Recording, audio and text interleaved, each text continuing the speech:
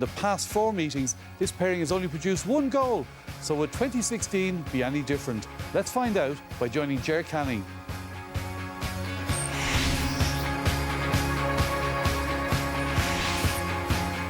Donegal give an Ulster Championship start to 19-year-old fullback Kieran Gillespie. He's in for the suspended Neil McGee on a day when there's a welcome return for former Footballer of the Year Carl Lacey. Hugh McFadden is listed among the subs. Monaghan, as usual, named a panel rather than the starting 15. As it happens, they make 2 changes from the 15 they named. So number 18, Fintan Kelly, comes in for Desi Munn at half-back, and Owen Duffy replaces Dermot Malone.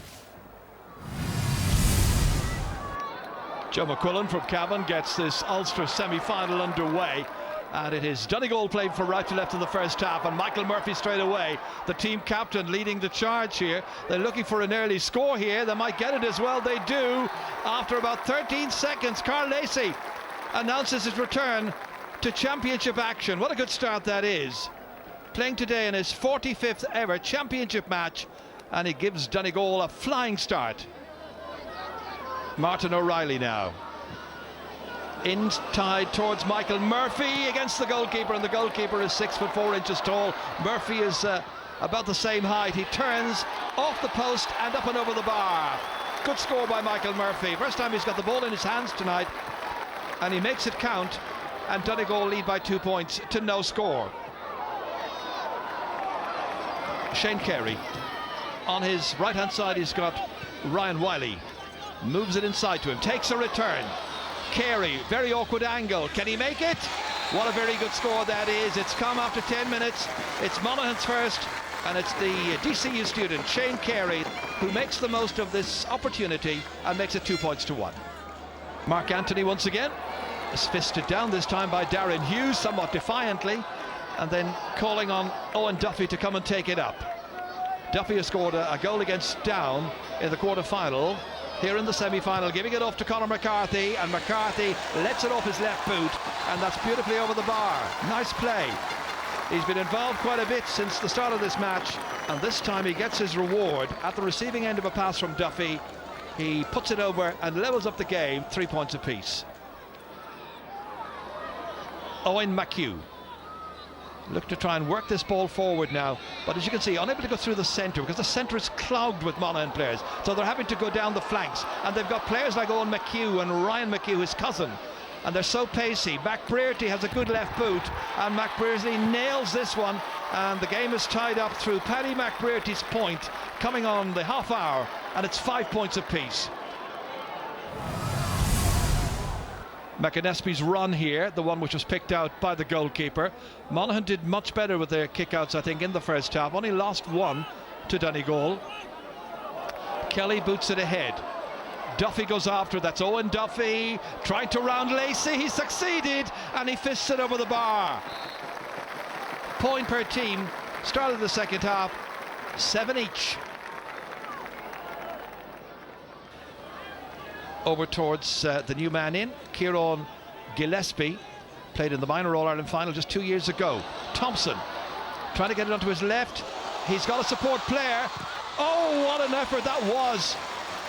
And the rookie fullback, who's up at full forward right now, Gillespie, had a wonderful chance, and a great save made by the goalkeeper. Spread himself superbly, and Rory Began gets in the way of Kieran Gillespie's first ever championship goal. Once again, it's Conor McManus rating. That's a wonderful right-footed effort. Only McManus could produce something like that. A stunning score after 41 minutes. McManus has got his 5th, the first to come from open play, and he makes it 8 points to 7. Good spell this for Monaghan. Can they finish off this move with another score? Going forward again with a lot of determination and purpose. McCarthy plays it back to Kelly. A little slip this time on the part of Shane Carey. Finally, it's Ryan Wiley. Dropped beautifully into the hands here of Kieran Hughes. Carol O'Connell once again. He's got a point already, and now he's got another one. Great score by Carol O'Connell. That's 2 in a row for him in the second half. And Monaghan lead Donegal by 3 points with 47 minutes on the clock gone. 10 points to 7. Monaghan leading. Donegal advancing. McElhenney, this is a great run. Ryan McHugh back to McElhenney again, looking to lay it off here. Owen McHugh, there's a goal on, and finally it's over the bar from Paddy McBrearty. He was going for a goal. You can see when he put his hands up to his head immediately in annoyance with himself, but at least it trims the lead, and it's now a 2-point game. 10 points to 8.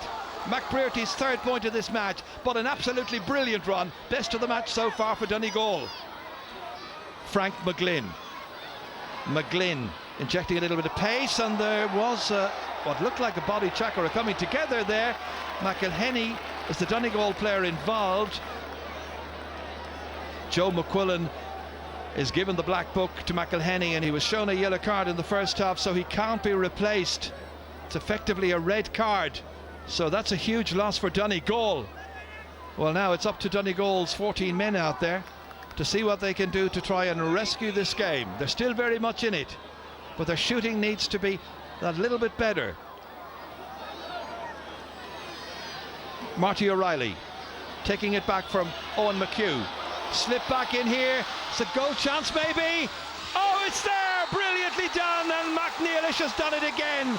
2 goals a point in the last game against Fermanagh, and he stepped up here in the 57th minute, just after they had lost Martin McElhenney, to slot it in past goalkeeper Rory Beggin, and it's Donegal who lead 1-8 to 10 points.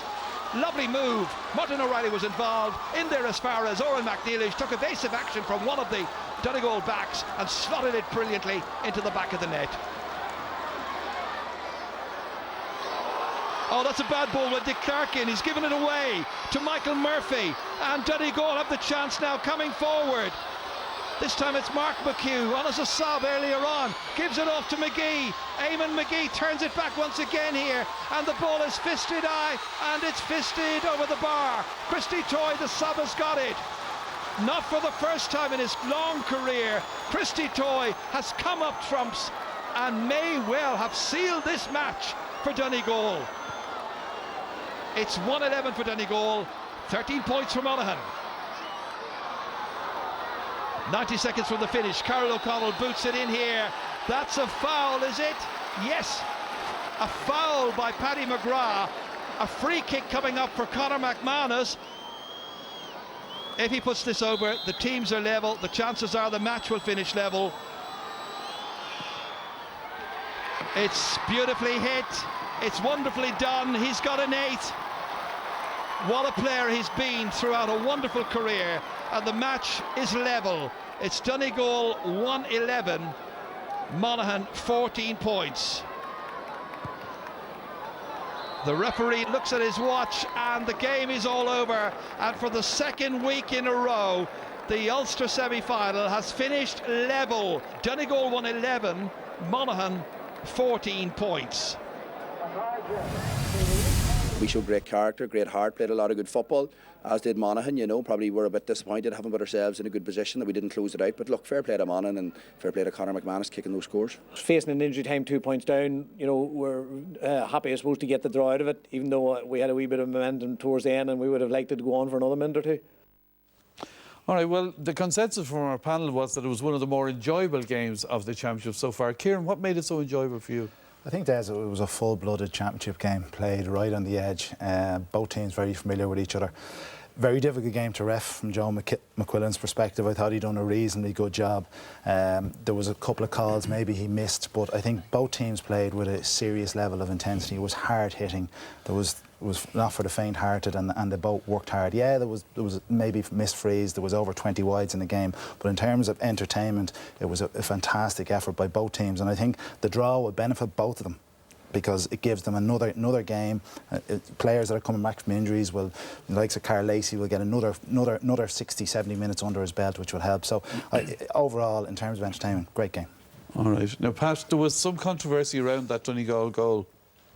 Yeah, I mean, in fairness, Donegal found themselves 2 points down, you know, with 14 men.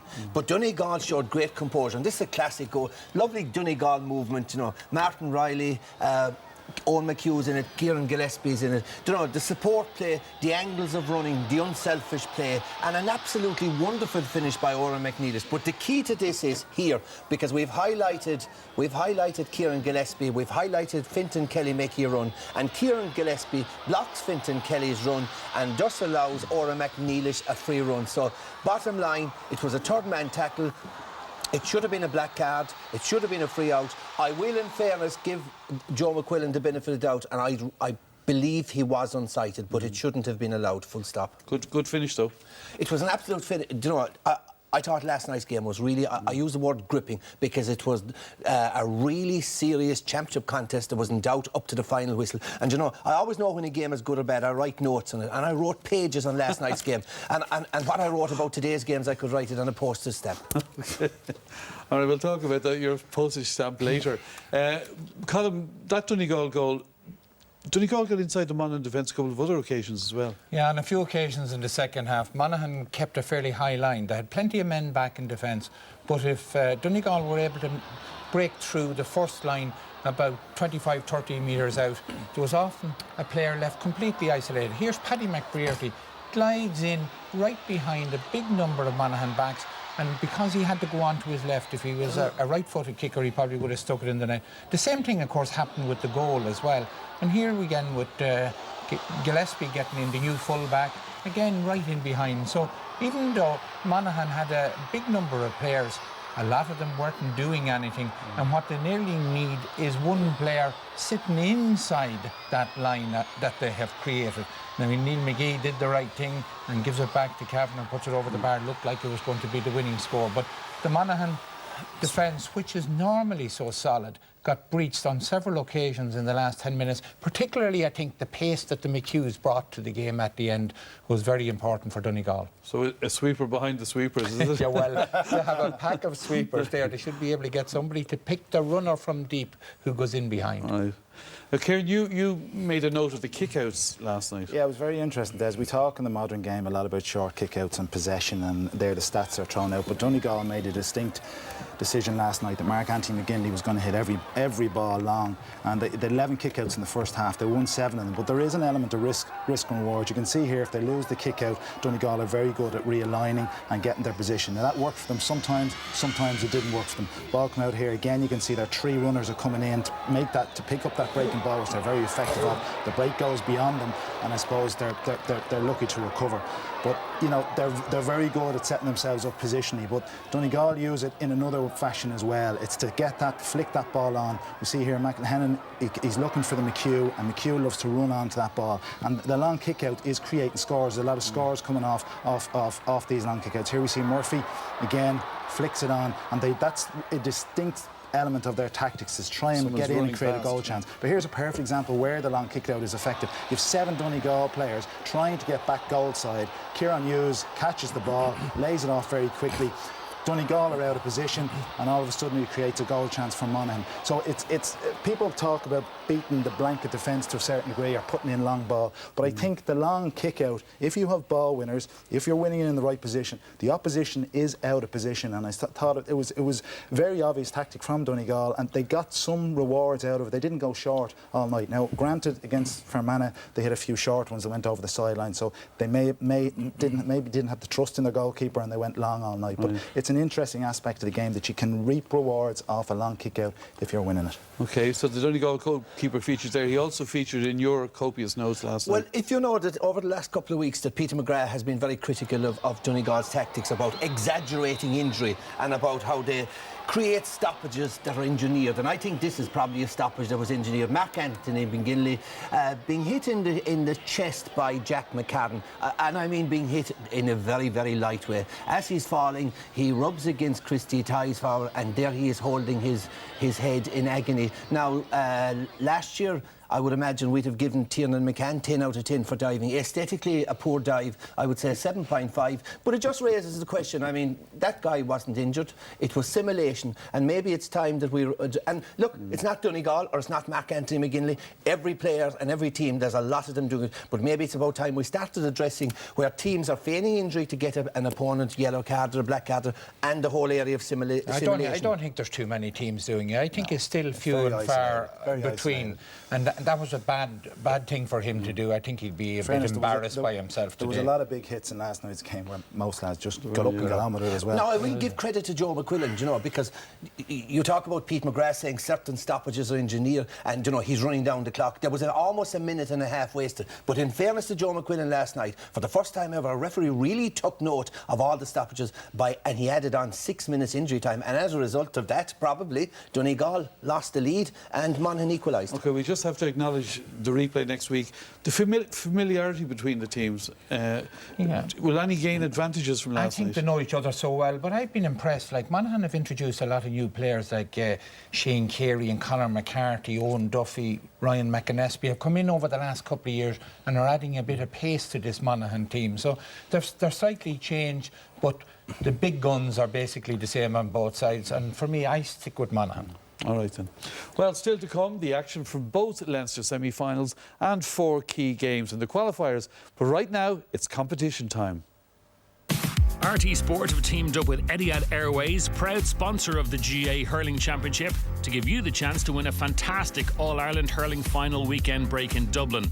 This great prize for 2 includes 4-star accommodation in the capital on both nights, tickets to the All-Ireland Hurling final on September the 4th,